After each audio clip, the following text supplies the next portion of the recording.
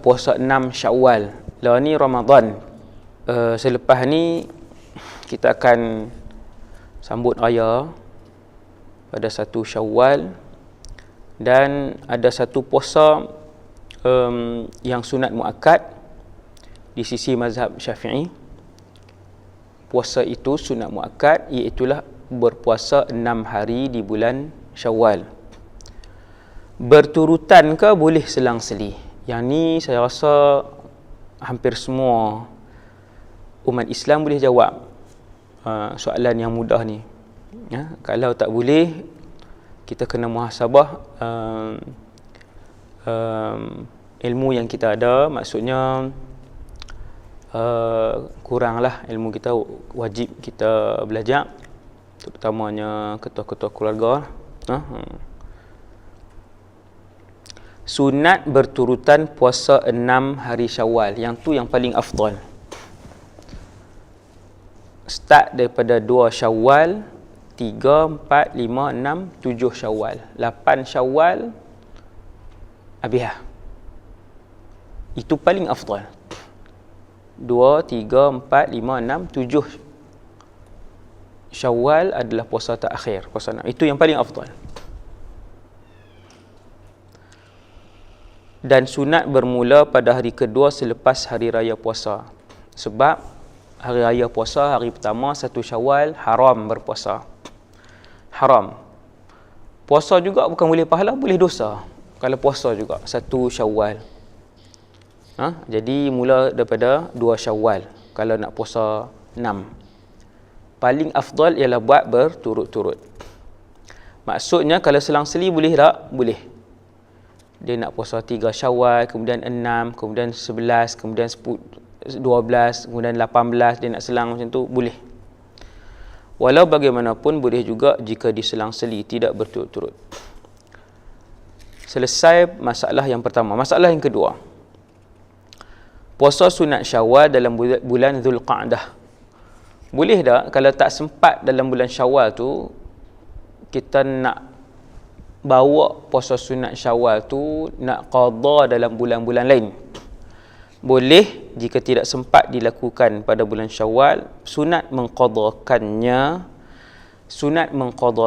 Mengqadakannya ni qada puasa sunat Syawal tadi dalam bulan lain seperti Zulqa'dah.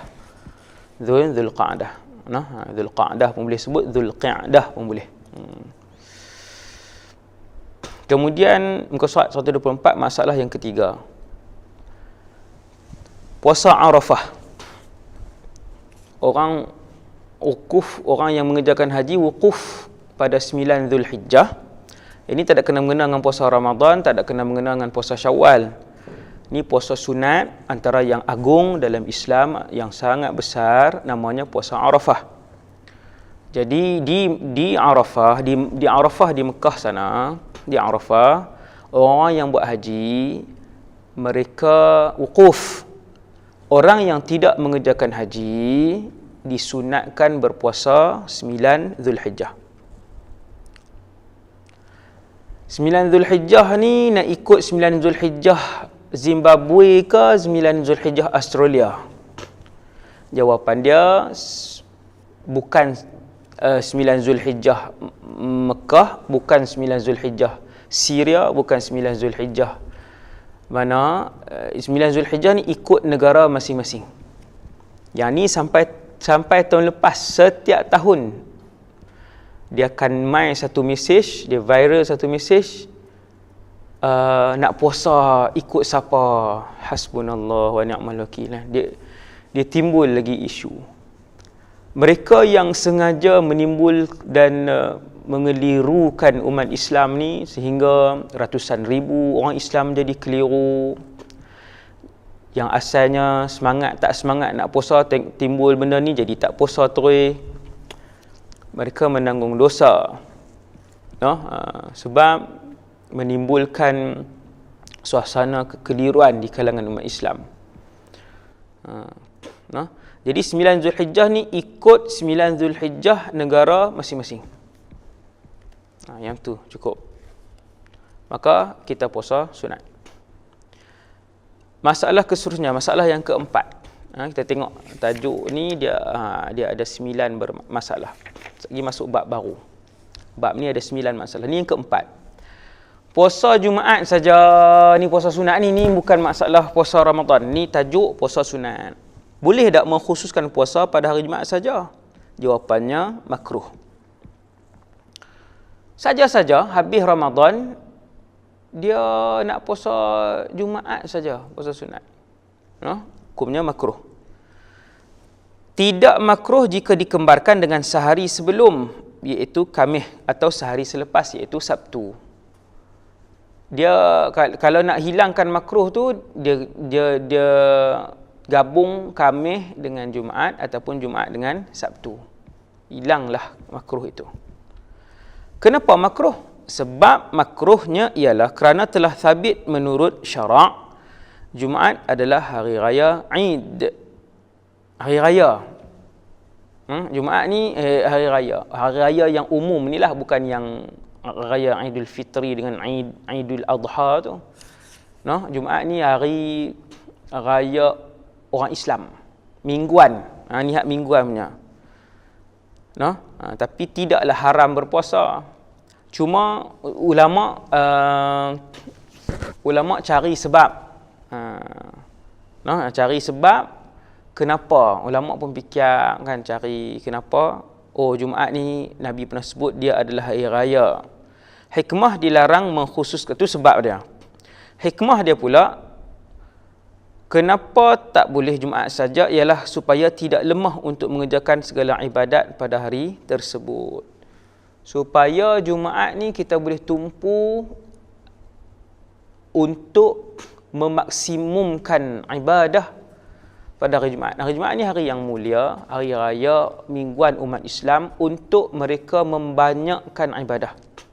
Terutamanya sekali hadir Jumaat awal, ibadah Jumaat terutamanya. Kemudian yang keduanya ialah untuk mereka boleh berselawat dengan selawat yang banyak. Maka Jumaat itu tidak digalakkan untuk berpuasa. Begitu juga makruh puasa sunat semata-mata Sabtu atau Ahad. Sabtu saja makruh, Ahad saja makruh. Masalah kelima, hikmah makruh mengkhususkan puasa pada hari Jumaat. Antara hikmah kenapa makruh mengkhususkan puasa pada hari Jumaat saja ialah supaya tidak lemah untuk melakukan amal ibadat pada hari yang mulia ini. Mulia tu hari Jumaat tu. Hari yang mulia, hari mulia mingguan, penghulu segala hari bagi umat Nabi Muhammad ialah setiap hari Jumaat. Maka makruh berpuasa pada hari itu sahaja. Okey, kemudian masalah yang keenam. Boleh tak puasa Arafah kita gabungkan niat dengan puasa lain? Jawapannya, boleh puasa Arafah dilakukan bersama-sama dengan puasa hari Isnin. Sah sama ada berniat kedua-duanya atau salah satu daripada keduanya. Isnin atau Khamis lah, boleh. Sah. Masalah ketujuh, puasa hari-hari putih. Al-Ayyamul Bid. Ulama telah ijma' bahawa berpuasa pada hari-hari putih adalah sunat dan bukan wajib. 13, 14 dan 15 hari bulan, tiap-tiap bulan. Hari putih ini ialah bulan Islam.